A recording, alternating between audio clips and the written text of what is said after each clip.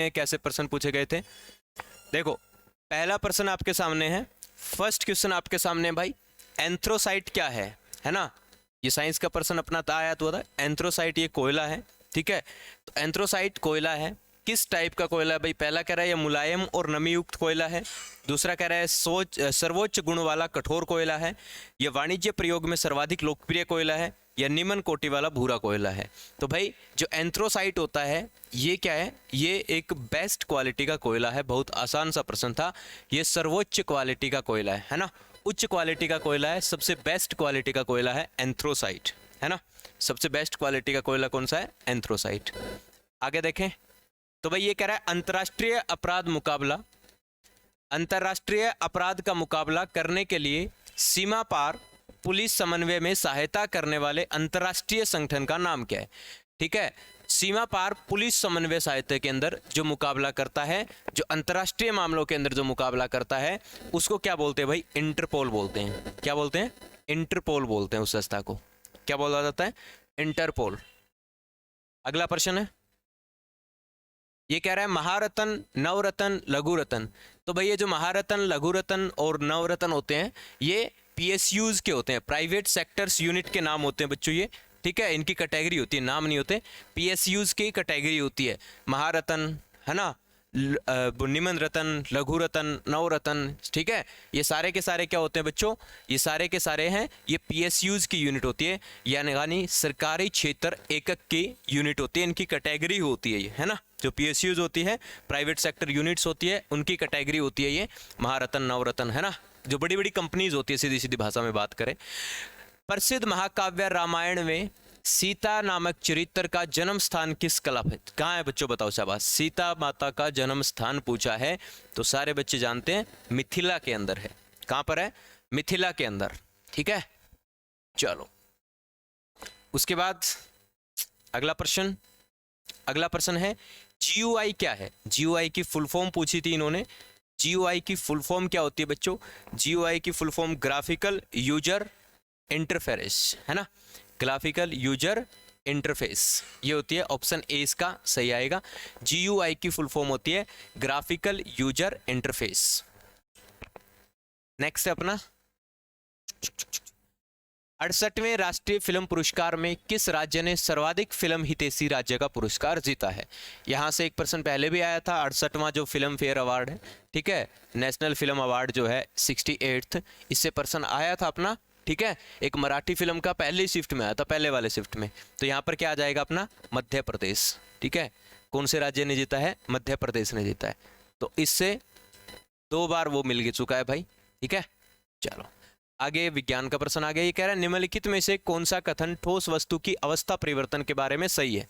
पहला कह रहा है गलनांक पर यानी कि मेल्टिंग पॉइंट पर जो हीट सप्लाई की जाती है वो ठोस का तापमान को बढ़ाती है।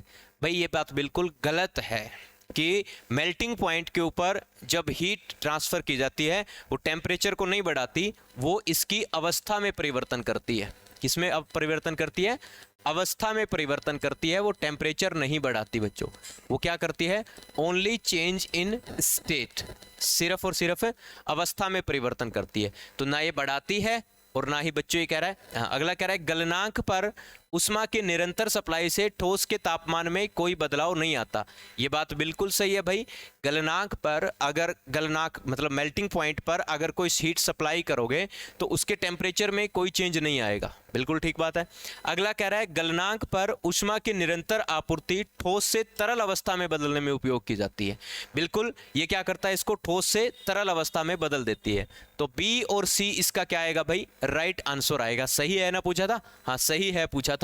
तो ये पहला वाला सही नहीं है क्योंकि इस बढ़ाते नहीं है, ये हीट जो है इसका टेम्परेचर नहीं बढ़ाती है, ये इसका टेम्परेचर क्या रखती है, कांस्टेंट रखती है। टेम्परेचर रिमेन कांस्टेंट, ठीक है। टेम्परेचर बढ़ाने वाला गलत हो जाएगा, कांस्टेंट रखती है और अवस्था में परिवर्तन करती है। यानी बी और सी सही है ना। ए गलत है, बी और सी सही है। तो जो ऑप्शन में बी और सी है वो अपना राइट आंसर हो जाएगा। Option number first B and C, B and C अपना क्या हो जाएगा भाई, राइट आंसर हो जाएगा, ठीक है। चलो आगे बढ़े। नेक्स्ट है बच्चों, निम्न में से कौन सी धातु जो है वो मीडियम रिएक्टिव होती है ना, मॉडरेटली रिएक्टिव धातु होती है। तो बच्चों आयरन, जिंक और जो टिन होती है ये होती है। तो यहाँ पर अपना राइट आंसर आ जाएगा आयरन, लोहा। ठीक है, चलो नेक्स्ट नेक्स्ट नेक्स्ट नेक्स्ट। किसकी शिक्षाओं और संभाषणों को उनकी मृत्यु के बाद उनके शिष्यों के द्वारा लिखा और त्रिपिटक के रूप में संकलित किया गया? तो किसके भाई, किसकी शिक्षाओं को? तो ये शिक्षाओं को किसकी भाई? तो भगवान बुद्ध की शिक्षाओं को। किसकी शिक्षाओं को? भगवान बुद्ध की शिक्षाओं को उनके शिष्यों के द्वारा लिखा गया। ठीक है, उनकी मृत्यु के बाद। आगे नेक्स्ट प्रश्न है भाई, आरक्षित निर्वाचन क्षेत्र किसे कहते हैं? एक ऐसा निर्वाचन क्षेत्र जिसमें केवल आरक्षित श्रेणी का प्रतिनिधि करने का दावा करने वाले राजनीतिक दल चुनाव लड़ सकते हैं, या एक ऐसा निर्वाचित क्षेत्र जिसमें केवल एक विशेष आरक्षित श्रेणी का सदस्य चुनाव खड़े हो सकता है, या ऐसे निर्वाचन क्षेत्र जिसमें आनुपातिक प्रतिनिधित्व होता है, ऐसा निर्वाचन क्षेत्र जिसमें मतदाता सूची में केवल एक विशेष आरक्षित श्रेणी के सदस्यों का नाम होता है। तो भाई देखो, आरक्षित क्षेत्र के अंदर क्या होता है? एक विशेष श्रेणी होती है, एक कैटेगरी होती है। उस कैटेगरी के अंदर, उस कैटेगरी में आने वाला कोई भी सदस्य वहां पर चुनाव लड़ सकता है। ऐसे क्षेत्र को बोलते हैं आरक्षित क्षेत्र। ठीक है, तो श्रेणी के सदस्य चुनाव में खड़े हो सकते हैं। एक विशेष आरक्षित श्रेणी के जो सदस्य होते हैं वो इस चुनाव में खड़े हो सकते हैं। Option number B. इसका ऐसा नहीं कि भाई आरक्षित श्रेणी का प्रतिनिधित्व करने वाला, नहीं नहीं नहीं, प्रतिनिधित्व करने वाला नहीं, उस श्रेणी का कोई भी सदस्य चुनाव में खड़ा हो सकता है। ये होती है बच्चों आरक्षित क्षेत्र। ठीक है, चलो अगला कह रहा है, आपातकालीन आर्टिकल 352 के परिवर्तन में होने वाले निम्नलिखित में से किस मूल अधिकार को निलंबित नहीं किया जा सकता? तो कौन से मूल अधिकार को निलंबित नहीं किया जा सकता बच्चों? तो आर्टिकल 20 और आर्टिकल 21। इसके अंदर बच्चों दैहिक स्वतंत्रता के अधिकार को निलंबित नहीं किया जा सकता, यानी कि दैहिक स्वतंत्रता, यानी कि इसका आ जाएगा अपना राइट टू पर्सनल लिबर्टीज। इसको क्या नहीं किया जा सकता? इसको हम लोग क्या नहीं कर सकते बच्चों? भंग नहीं कर सकते। इस अधिकार को भंग नहीं कर सकते, इस मूल अधिकार को निलंबित नहीं किया जा सकता। हाँ, ये जो प्रश्न 74 है, जो 74 नंबर क्वेश्चन है, 74 नंबर क्वेश्चन है बच्चों, विश्व पर्यावरण दिवस। देखो हिंदी में प्रश्न अलग दिया हुआ है, लेकिन विश्व पर्यावरण दिवस का जो थीम है वो यहाँ ऑप्शन में ही नहीं है। तो इसका मतलब ये इंग्लिश वाला सही माना जाएगा। इंग्लिश के अंदर दिया गया है बच्चों ये वर्ल्ड हैबिटेट डे।